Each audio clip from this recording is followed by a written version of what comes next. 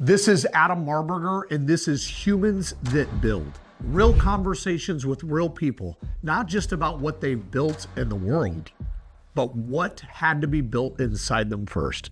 No hype, no shortcuts, just humans doing the work.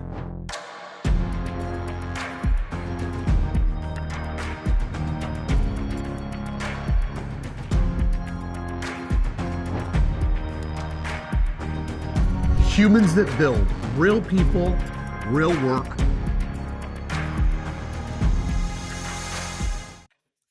Welcome to another episode of Humans That Build, where I have the honor and privilege to spend time with individuals making an impact in their communities across the globe. It's an honor and privilege to be here. I'm here with a really good friend of mine, actually, and I'm going to tell a story before I introduce this amazing human. So back in 2017, I had left, I jumped off the deep end of my career and tried something new and radical. And this individual reached out to me and wanted to meet for coffee. So, we knew each other, not really knew each other. And so we met for coffee, and within the first hour of us meeting, he talked me into opening up a jiu-jitsu academy. So the last thing I needed to do was open another business, but this individual it kind of like motivated me to start a new business. So Jacob Sherer, I wanted to start with that story because, I don't know if you remember that day.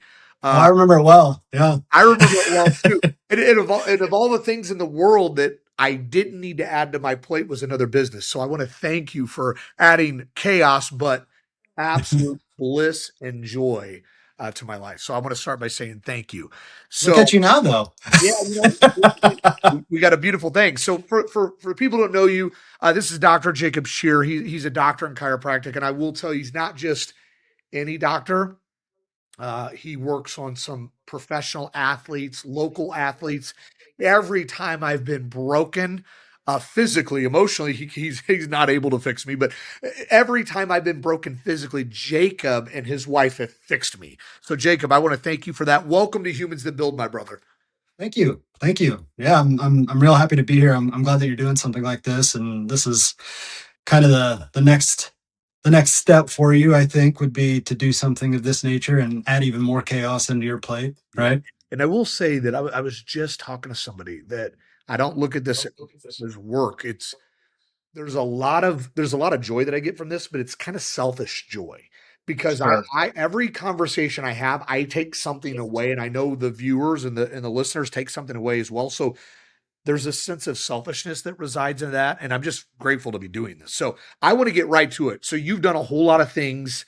Grew up in Hillsboro, Illinois. You worked your way through multiple degrees. Let me just start with what motivated you to even become a doctor of chiropractic? Like, when was that kind of moment? Like, did you always want to do that growing up, or tell me what happened that kind of ultimately led you to Logan? So I was actually going to be an attorney. I have a political science degree from SIU Edwardsville, and I had taken the LSAT and did relatively well on it. I could have not had my choice of schools, but I definitely the opportunities were open to me to go into that field. And then I actually interned at a prison. And that kind of changed the game for me, where I was almost soured on the legal field to a certain degree, just because I saw so much. I don't know if you want to call it injustice, or that the scales were just unevenly weighted. I don't know how you can really say it, but it changed me. I think for the better. It's nothing against the legal field, but it was interesting. I'd started doing martial arts whenever I was 19 years old. I think you did as well, right? Yep. You were around that age. Yeah. So, we kind of, I say that martial arts kind of saved my life and tempered my steel to a certain degree, if you will. Yeah. But my martial arts instructor was Dr. Sean McCaffrey, and he's a chiropractor as well. And he looked at me and he goes, "What are you going to do with your life?" And I go, "I don't know. I guess go to law school." And he's like, "You don't really want to do that, do you?" And I go, "How do you know this?" And he goes, "Because I made that face too." Like he was going to be an attorney. If I recall, his first degree was military history from Blackburn, and he was going to be an attorney. And then he ultimately ended up switching paths and went to this direction. And I'm going to tell you, one of the reasons that I got into this was my mother had a back surgery um, very early in my life, and I'm going to tell you, when you have two parents that work and then all of a sudden one of those incomes gets wiped out, and all the other things that go along with it, you I don't want to say that you lose your parent, but it changes. It was definitely a fork in the road, where my mom was bowling. She was, she would get out and roller skate with me, and then all of a sudden she really wasn't able to do much of that stuff anymore. And so that impacted me greatly. And she had gone to a couple of chiropractors that, I mean, to be honest with you, that was probably the one thing that I think helped her. It didn't cure her, obviously, but it did seem to help her. And so that's when I asked him two questions. I said, can you make a decent living at this? And he was like, well, yeah, you know me. Like he did very well for himself. And I was like, well, that's great. And then I asked the next question was the most important thing for me. Because really, to be honest with you, what I wanted to do as an attorney was become a sports agent. Yeah. Right. You'd be a And good one. so, You'd be a good one. yeah, I would have loved it. And so I asked him, I go, can you work in professional sports? And he goes, Jake, the Cardinals chiropractor is the head instructor at Logan. I signed up the next day. You know, I do believe that Sean adjusted my elbow once. was really the only adjustment that I'd ever received. And I had full trust in him. I think that's what happens whenever you have a martial arts instructor that makes that kind of impact on you. I'm sure you have those Oh yeah. people in your life as well. Um, Even if they tell you that the grass isn't green, you kind of almost believe them sometimes. And dang it, sometimes it's not green. Sometimes they're right about that. And I think he hit the nail on the head. I guess he saw something in me, my drive, my determination, that I was going to be able to do something like that. I don't know. I always wanted to become, what you want, a professional, right? I always wanted to be kind of in that scheme of things, as far as an attorney. I don't really think I ever wanted to be a dentist. That wouldn't have been Yeah. that's a different animal, digging in people's mouths. But chiropractor kind of fit into that. I to be honest with you, I never thought that I could be a doctor. But an attorney was really where I was looking into, banker, maybe something of that nature. So I started Logan right after that, and it was kind of shocking to me because Dr. McCaffrey told me some things, but he didn't tell me that we would be working on cadavers. And I was like, well, this is different. And but I will tell you that was probably my favorite class. I know it kind of sounds gross to some people, but actually doing dissections on our own personal human cadaver opened my eyes to what it really could be. And that's whenever I really was like, all right, I'm not only going to do this, I'm going to jump in with both feet and immerse myself into this. I One of the things that I loved to do growing up was pitch.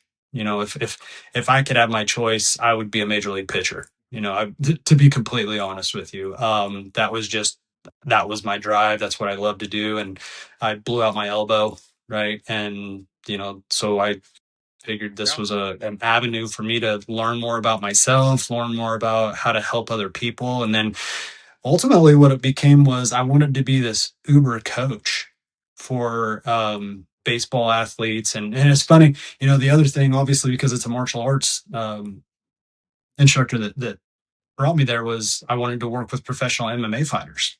Yeah. I was exposed to it from a very early age, obviously, because of Matt Hughes being from the town of 4,000 people, and he was a welterweight Hey, he's champion been of the showing up. world. Hey, he's been showing up to All Elite. He's been showing up. That's what I heard. Yeah, I saw that. I mean, he's run a few of our MMA classes. So him and John Mayfield.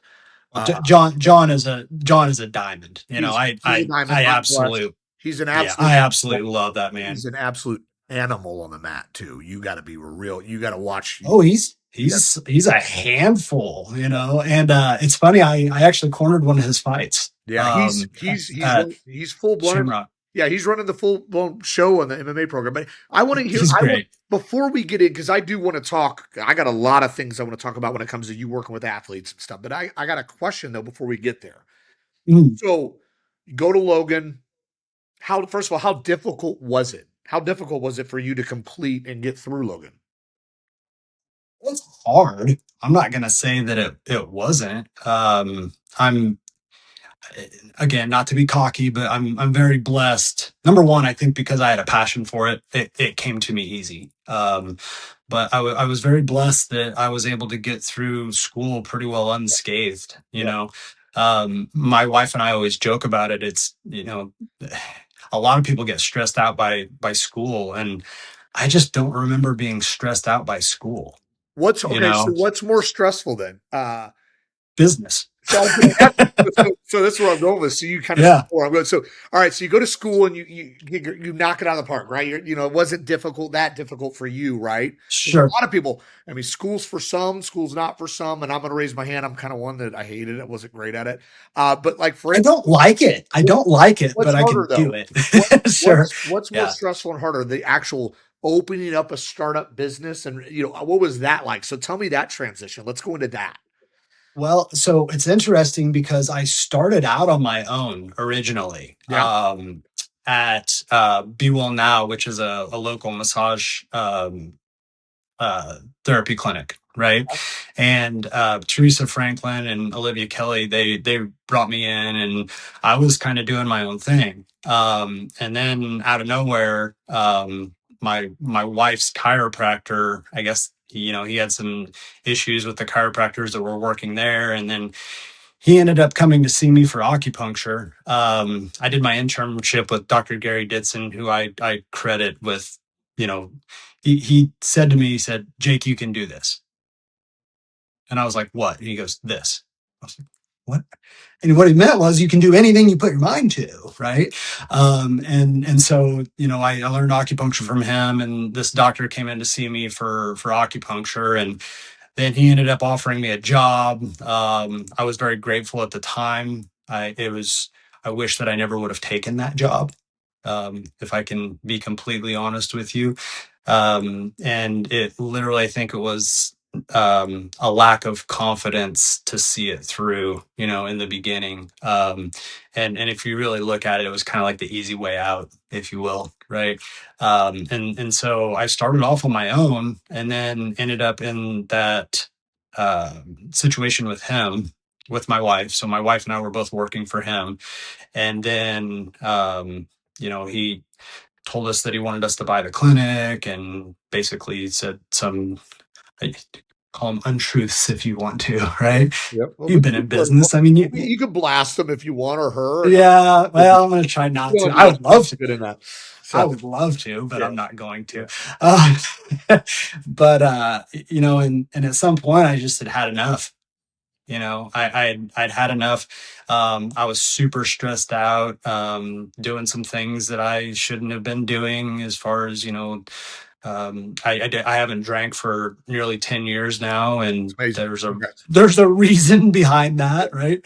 Nobody wakes up because you're in a good situation and says, hey, I'm going to stop doing this, yeah, right? And so but that was kind of like the escape, right? yeah. And then I eventually convinced my wife we need to go out on our own, and I'll never forget the day that I was like, oh boy, this is real, because we were driving back from our practice in Jerseyville, right, that we had just opened. It was snowing out, right, and we had just gotten our table in, right, which was, I think, $700-800, which was a huge purchase back then, right? And it was snowing, and I just remember, I don't think either one of us said it out loud, but we were both thinking, like, what have we done, and it's interesting because we started that in 2016, 2015, somewhere in there. And I remember having conversations with you about your business, and it was very like parallel roads. Obviously it's a different field, but one thing that I love about business is that it's widgets. So everybody's essentially in the business of being in business, right?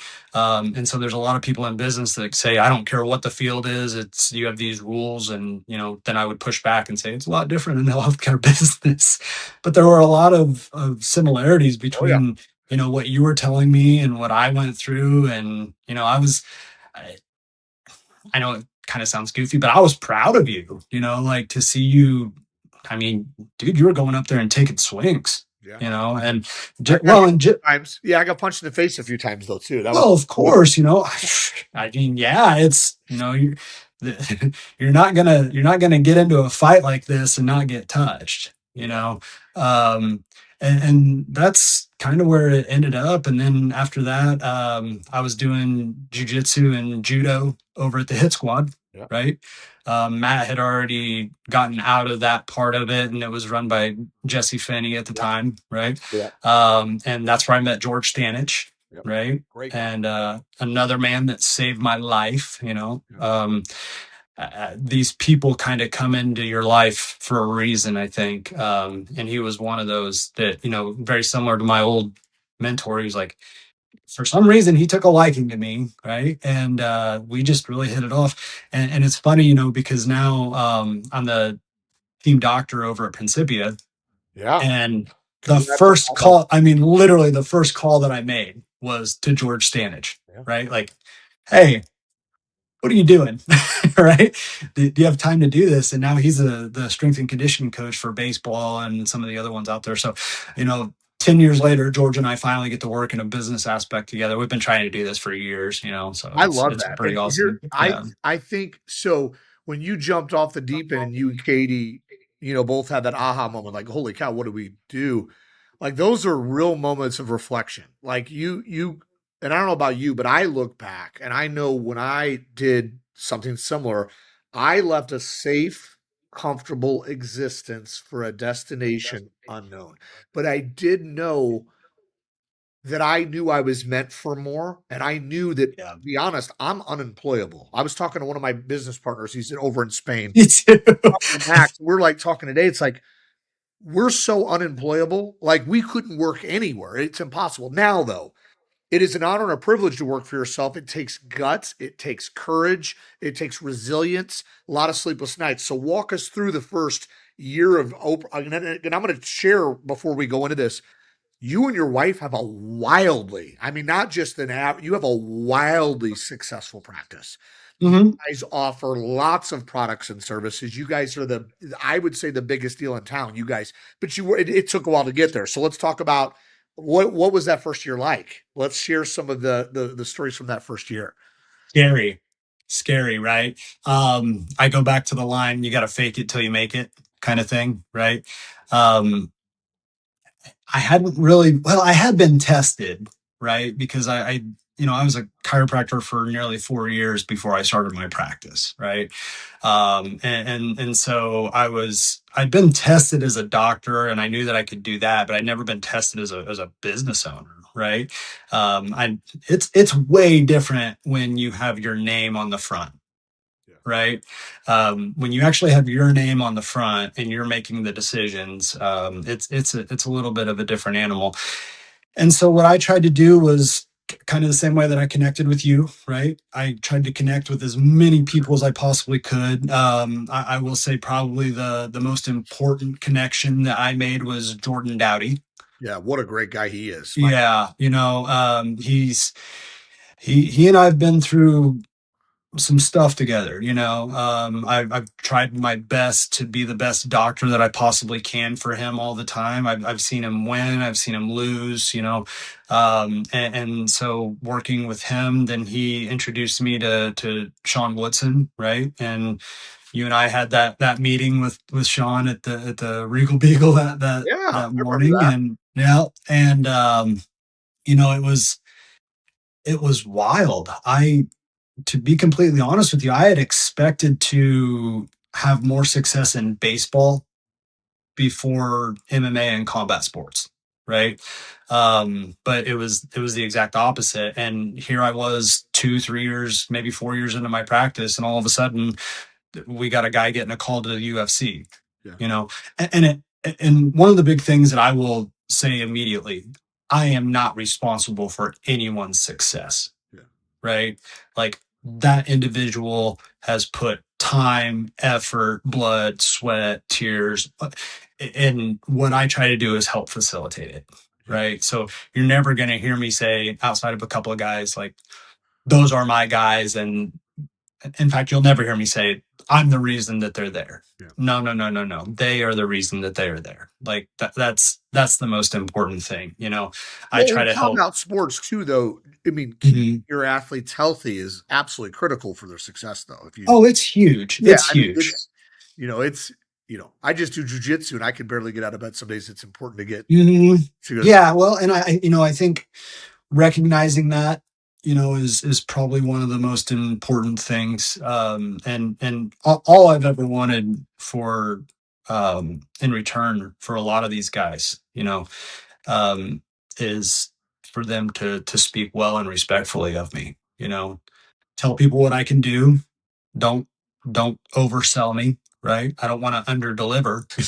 But at the same time, if I feel like if you put me in the right spot with the right person, the right athlete, I can definitely be an integral part of what they're trying to do. So So, do you prefer working with baseball athletes? Because I know you work with a ton of baseball athletes, or mixed martial artists. Do you have a preference? Is it just and they're you just they're both the same. They're it's so it's interesting, the I don't know if the MMA guys are into baseball at all, but I will tell you that the baseball guys, they love MMA. Hitting's hitting, right? And at the end of the day, there's a lot of crossovers between them. It's funny, whenever I was in school, I had a horrible baseball coach, for a high school baseball coach. yeah, My summer baseball coach, on the other hand, was a gem, right? But my high school baseball coach was terrible, except for the fact that he was not against us getting into the gym, right? So what I had always heard from baseball guys was, don't get in the gym, you're going to get hurt, you're going to get too tight, you're going to whatever. And it's just, it's a farce, right? We now literally tell people to get into the gym for the exact reasons that we were being told not to get into the gym, to yeah, prevent injuries. And so at some point, somebody told me, they said, get in the gym and get bigger. So I did, and it didn't help me at all hit a baseball. Now, if I got a hold of it, right, yeah. it was, at 20%. It was the pop out to the center fielder was now going to clear the wall, right? But that's really what I learned, and I'm going to tell you that the change in strength and conditioning in MMA happened like that. I mean, like, when I first got into this, strength and conditioning was a thing that some of them did and some of them didn't even do at the time, Yeah, right? Nutrition wasn't really a big thing. yeah, Like when people were doing their weight cuts, I mean, Adam, one of the things I remember is Jordan and I talking. For whatever reason, he has a maturity level to him about weight cutting and about nutrition that very few people do, yeah. you know. And when I first started talking to him, he was telling me that it was still the wild, wild west. You know, I mean, geez, we weren't even on ESPN yet at the time when I first got into it. In fact, Dr. Whitmer, one of my instructors in school, made fun of me one day because I wanted to work with professional MMA fighters. Yeah. He literally made fun of me. He's like, "What do you want to work with those crazy I will people tell for?" And you, I was Jacob, like, out of all of my careers, the businesses that I've had and exited, the mixed martial arts promotion, take that promotions that turned into Premier Combat League. We did it for almost 10 years. And I'm going to tell you, working with MMA fighters was an honor at many levels, not a blessing in some, meaning like a lot of these, especially amateur fighters, professionals or professionals, they would show up on weight, but my goodness, some of these guys would, "Oh, it's wild." it's Yeah. wild. And the way they cut weight and, it, Dude, I cornered a guy at King of the Cage, right? Up in East Moline. uh, Jeff Curran was fighting. Oh, geez, Crazy Horse, Yeah, right? but that was interesting. And so we're there, and it's so funny. Shoney Carter was there fighting as well, right? And so I'm in there, and the promoter looks at us and says, "Hey, your guy already weighed in." What? So we didn't even see this guy weigh in. Yeah. Oh yeah. That's a kind of a He didn't weigh in. There's no way that he was 170. So back yeah, then. and Lack but of then on the regulation. Lack of regulation back then. I'll tell you, oh when yeah, Illinois, I'll tell you, I went out of business. I'm not going to blame the state of Illinois. Not going to no, blame. you can. I'm not going to blame the state of Illinois. Right, We left that business because it just wasn't as fun anymore. In the state of Illinois, I'll tell you, my last pro card, I had 5 fights, and they brought in, I think, 3 timekeepers instead of one. Like one, I mean, you mean one timekeeper can't keep time for 5 fights? So now I'm paying like right. 700 for three. They're bringing in like 6 judges because they got to take breaks. They're taking X percentage. I mean, they got their hands too deep in it to where it wasn't profitable, and it was like, all right, here's a sign. Like here's a They sign. Let's nickel and dime you to death. nickel Yeah, and dime me. yeah. But the sport has definitely evolved. Did you? Hey, by the way, since we're on MMA, did you watch Freedom to 250 at the White House? Did you get to catch any of those fights? I didn't catch it, but obviously I went through and watched all the Yeah. highlights of it. I Gaethje's an animal. My God, him and Ilya I fight. I have loved watching that man fight since Oh, he's a he dog. first came in. He's a dog. Oh man, one hundred He's a dog. percent. He's a dog, and he's always the underdog. And he's not human. There's no way that guy's 100% human. He's gonna go out on his shield. Oh, Like, he's yeah, Ilya. he's What a savage. it's I thoroughly enjoyed watching that. It was kind of a cool setup. I mean, they did a really nice job. They did yeah, a really that's tough to do it outside. So my one of my best friends from back home, Adam Wright, he used to run explosive MMA, and he would do outside fights at the Butler Montgomery County Fair, yeah. right? Yeah, there we go. Are we back? Dude, You turned but your just video. Yeah, like it's we'll hard enough to have a baseball game in the yeah, those outside, outside fights are right? fun. They're Let fun. alone MMA fights. Like if it rains, you're toast. Yeah. Well, or how about this? They did one Okay. downtown on North Broadway. I forgot the venue. I think Court might have fought on it. I got to go back in time, but it was hot. I'm talking the camp. It was so Yes. hot.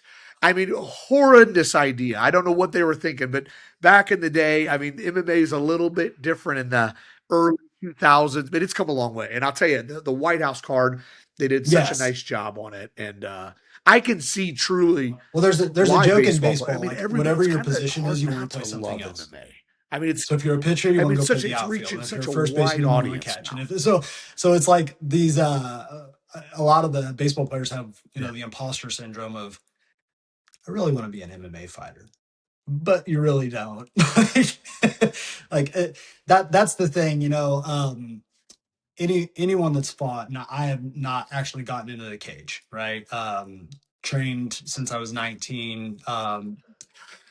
Well, we're not doing that, but I will tell you, anybody that gets in that cage is a Still got different time. level I of mean, there's human being promoters that'll. than anybody else on this planet. Yeah.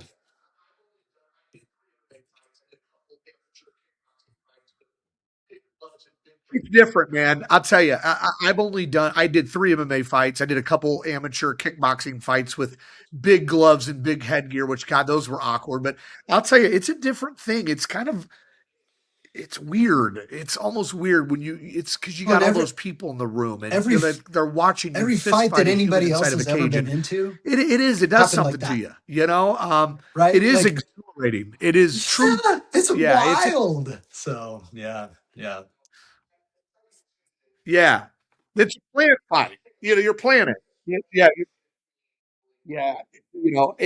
I tell you too that It does take a lot. It takes a special human being willing to do it. And that's why I have so much respect for these pro fighters, these amateur fighters, anybody. I agree with what you said, Jacob. Like it takes a special person to do it. There's a lot of props and respect.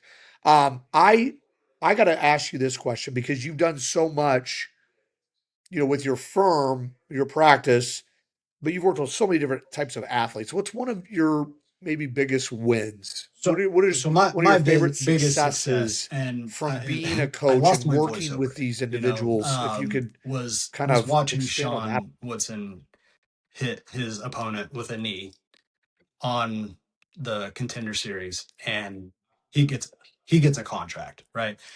I lost. I still get chills, right? Like I lost I it, remember right? that fight. Yeah. Number one, I think Sean is one of That fight. I the remember that best fight. human beings on this planet. I Highlight reel. truly do, and to see him succeed, after all the stuff that he had been Yeah. through in the sport was Humble. just it Very was humble. just icing on the cake, right? And so the next biggest win for me was getting an opportunity to work with our local baseball team, the River Dragons, right? The collegiate team. And off of that, I have a guy that I've worked with over the years. His name's Blake Vandiver, and he has just been through it in baseball. He went to Lewis and Clark for a couple of years, and then went to another Division One school.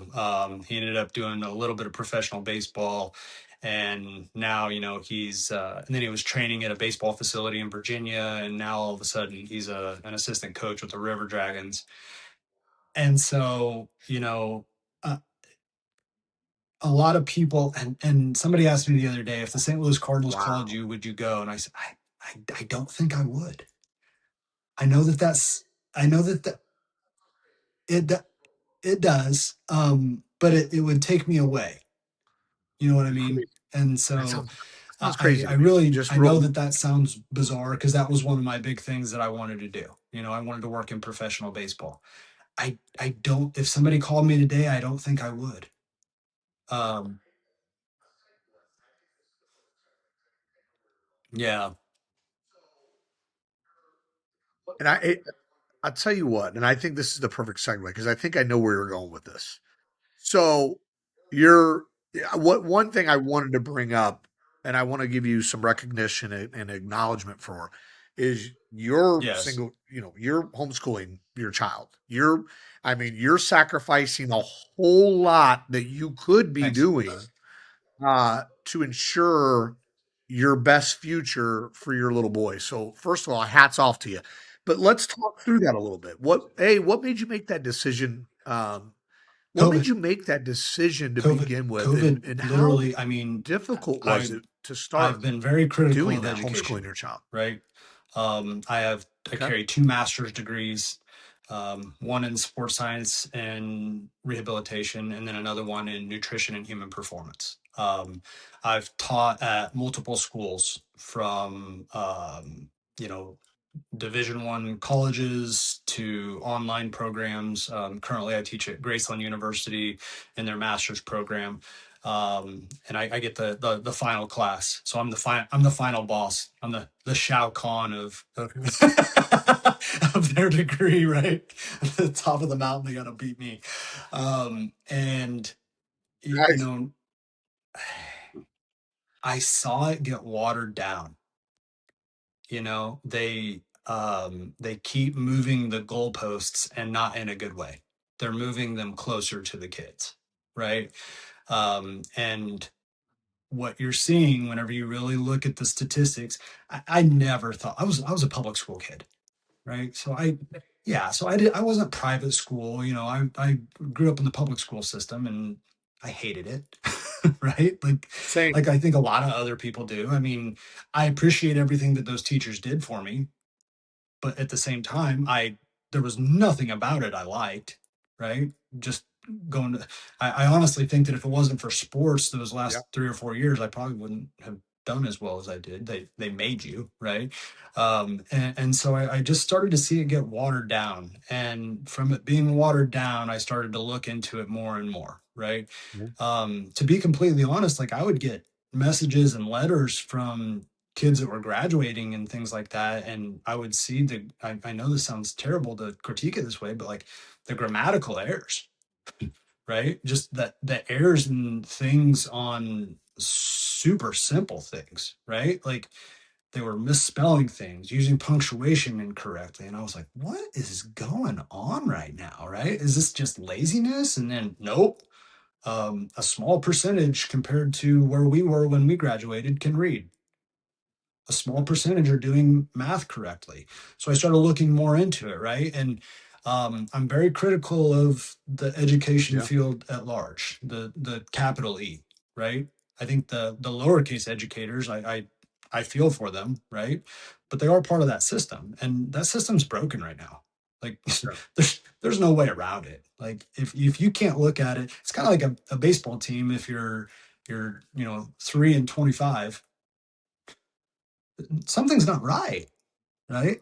And so yeah, and so not only are they moving the goalposts closer, so it's Uh-huh. much easier to graduate, but they're I agree with still doing terrible even whenever they do lower the standards, right? And so I started seeing that with my son, and I was like, I can't let him go through this. Number you. one, Yeah. he's a different animal. I mean, you've been around him. Like, he'd probably be in trouble every single day. like, like well, bro, like I don't want to go to the principal's office every single day, right? So I decided I'll just be the principal, He's I'll got some be the energy. educator. Never taught kindergarten, never taught preschool. But I always had gone back to Common Core, right? And so Common Core math, and then there was as I got further into it, I realized that the kids weren't doing phonics anymore, right? So, and you remember the old commercial, hooked on phonics worked for me, right? It does. Like it literally works for you. Like Yeah. if you don't do phonics, you're not going to Yeah. learn how to read Yeah. properly. I remember. And so they That's went to how old this I what's am. called a That's how whole old I am. part Yeah. learning system, right?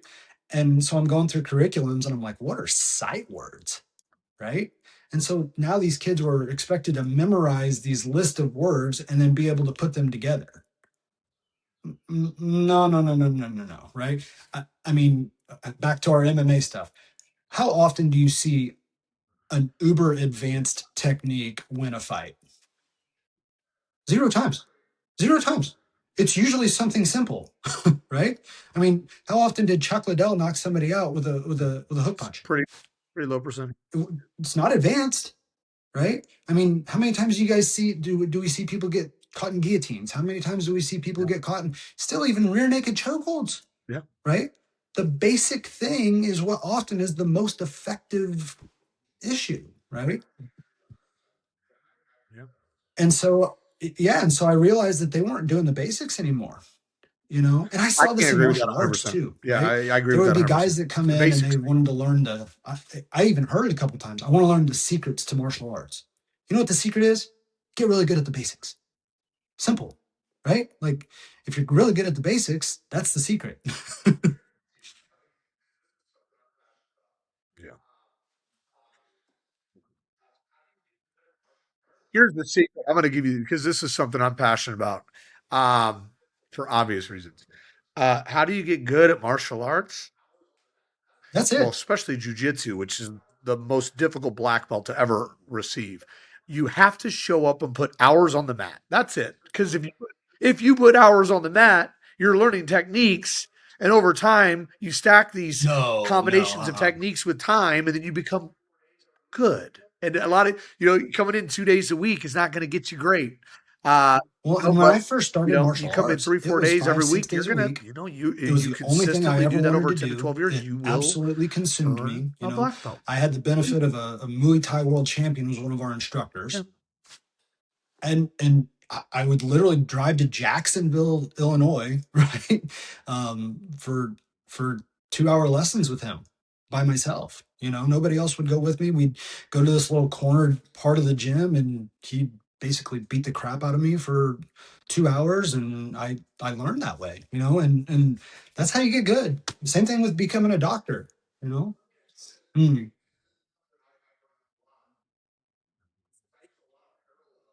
Let me ask you this. Let me ask you this, Jake, because this is something I bring up a lot. Is I use a lot of parallels in my business career along with my martial arts career. It's because my martial arts career really complimented me in my personal life and in my business life.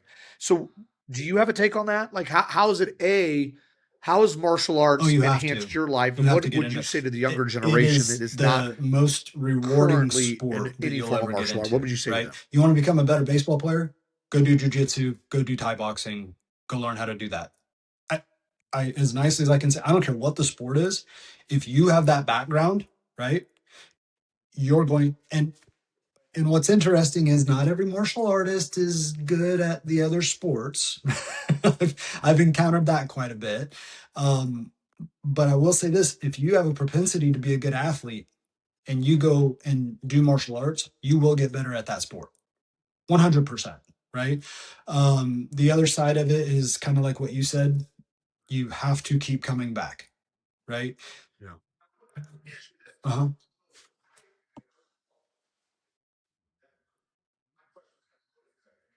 Now, let me Yeah. ask you this. So, okay, first of all, I mean, my question was kind of loaded because I kind of knew you'd agree. But now let me ask you this question.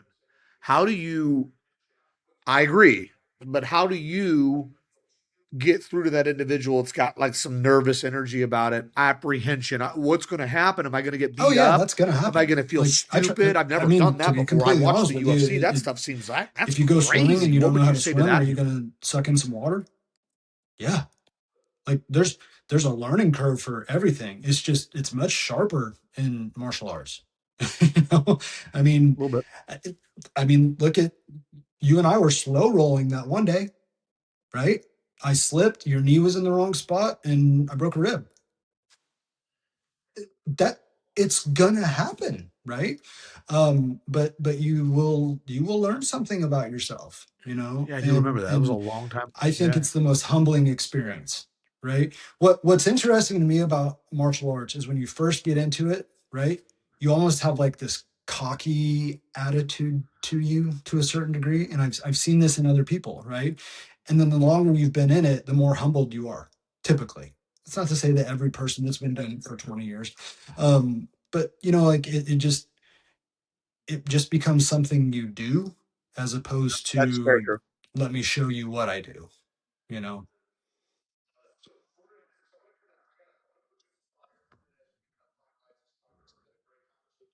Amen. I love that. I So try. we're gonna do this. I'm gonna put you on the spot here for a minute as we kind of finalize this talk. This has been a great conversation, Jake. You're a wealth of knowledge. And I'm gonna make sure everybody has your contact information because I'm telling you, I mean, if you're anywhere near the St. Louis metropolitan, you're banged up, you're injured, you got an injury, it's something you just can't, that has been bothering you can't get it fixed. You see Jake, I can Mhm. promise you, him and his team will get it fixed. But what I want to know is, you've got all these things you do. Um, what do you want to be known for? I Like want to be what known as Quentin's fast dad. forward, That people I talking know about that that you 100 sounds years from now. cliche or whatever What do else, you want to but be known for? something clicked in me whenever my son was born. You know, I when love my it. son was born, I don't want to say because there is a business side. Like we got to eat, we got to put food on the table, we have to do these things. And before Quentin was born, I would have told you that I wanted to be a professional Major League Baseball Cool. chiropractor, 100%, right? And now I'm telling you that I don't know that I would do that given the opportunity, you know. Um, so that's really what I want to be known as is I want to be known as a good father, you know, and I don't want that to be known from everybody else other than my son. You know, his opinion. You've heard the thing, your opinion doesn't matter. Well, I have two opinions in my life that matters, my wife's and my son's, you know. Yeah, and at the end of the day, I mean, you and I've talked about it. We've heard everything about ourselves. I love this. Right? How many untruths have you heard about yourself? It's kind of like back to the Eminem line. Tell me something else I don't know. You know, Cool. and that's really Good where for it you. is. You know, at the end of the day, I want him to have a fruitful life. I want to provide Yeah. for him. And like I said, I gave up. I don't want to say that I gave up. I chose him over my professional career. You know,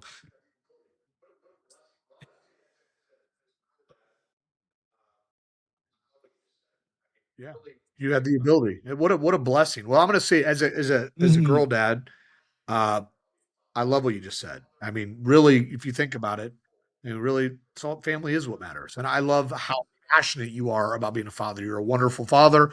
You're a wonderful Facebook's the friend. You're a best thing, wonderful right? entrepreneur. And So, Jake, then, how can through my people follow you? office, What's the Sherer best way for Chiropractic people to Center, reach you, my wife follow and I, we you, also get a own hold of you? BioID hormone replacement clinic, right?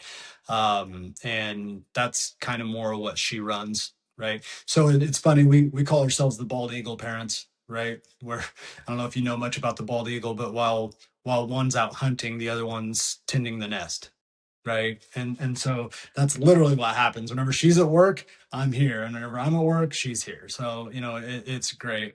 It does, and we're now getting into the peptide side of things.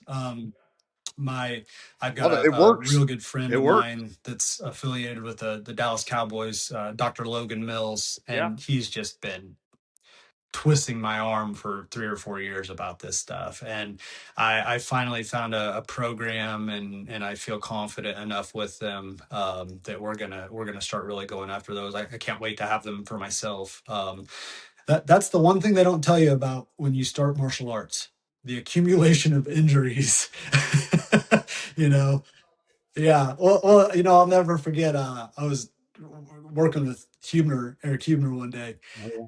and he didn't even Tell me about put the Yeah. lock Yeah. on, Yeah. right? But just his pressure plus the position that my arm is, my elbow went right, and I was like, I don't know if that was a good thing, a bad thing, or what that was, but whatever baseball didn't set up, MMA and the other types of trainings knocked it down, So I'm very excited to get on some of the peptides that are supposed to help with signaling healing a little bit more.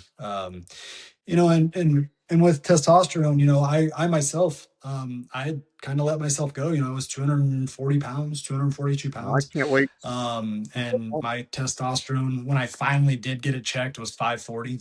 Right. I'm sure it was lower than that because I got it checked whenever, a couple of years after I had met you, and I was, hadn't been doing any of the silly stuff that takes away that natural testosterone. So I'm sure that I was lower than that, but I was able to get my testosterone. Last time I looked at it was 906, at 41 years old. Well, man, it was a clawback, let me tell you. It's kind of like whenever you spend money incorrectly or Amazing. unwisely, clawing it That's back amazing. into your bank account is way more difficult. Yeah. So, um, It makes it very difficult for sure. Well, sure. this has been Yeah. uh, Yeah. No, I I'd can't love it. first of This all is off great. here we need to talk a little more. I want to get a little more information for you on this peptide and have to bring you back on. There's a lot more for us to talk about, but Yeah. I appreciate this conversation. This has been very good. I'm sure my viewers and listeners will enjoy this immensely. So I appreciate you coming on, and for those that listen and those that eventually watch Humans to For Build, we sure. greatly appreciate you spending time with us. This show's designed to help people become a better version of themselves today than they were yesterday for a more promising tomorrow. It's about helping the younger All right, my friend. generation. Have a great day. So, Jay, Humans that Build, real people, real work. See you next time.